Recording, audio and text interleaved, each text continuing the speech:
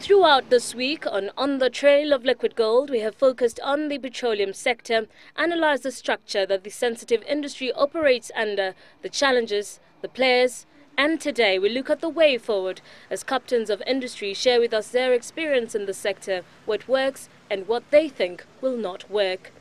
So will price caps work or not? It's not something sustainable in my view, and the government is shooting itself in the foot by trying to agree that they have to retain the price control and in the long term. With proof that infrastructure challenges are the highest internal factors of high costs of fuel, which way forward for the refinery? They say either closure, an urgent upgrade or a conversion to a storage facility.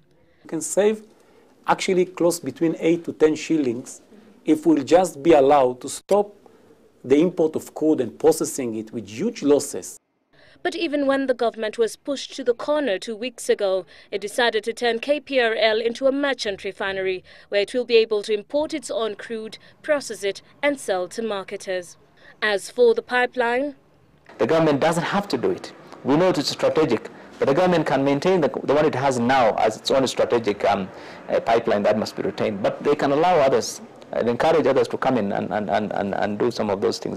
So if all infrastructure recommendations fail, are there other options? Only element that really we can play around with is the tax level, which is about 35% of the cost of fuel in this country. And if that fails, government-to-government contracts, such as those extended to Kenya by Nigeria and perhaps Libya, may be a solution. Not utilized that opportunity, and those concessions have always been sold out. Last year there was a question in Parliament on that, and the ministry was unable to answer that question. What they should do is basically sell it and then bring that money into Kenya rather than try and bring the oil here and subsidize the cost of oil in the country. This, they say, points to a lack of priority in the Ministry of Energy. Should we not be investing in strategic oil reserves, whereby we have sufficient oil reserves in the country, or when prices happen, or when price shocks happen, at least we've got a reserve that can tide us over the high prices. After Uganda struck oil, Kenyans have been waiting to hear if there is any good news here.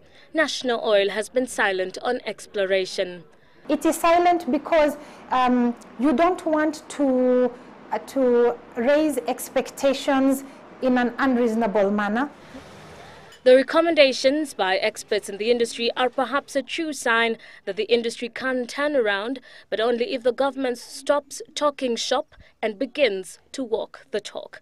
You have been watching a 4-part series on the Trail of Liquid Gold. Reporting for Citizen Business, I am Terryanne Chebet.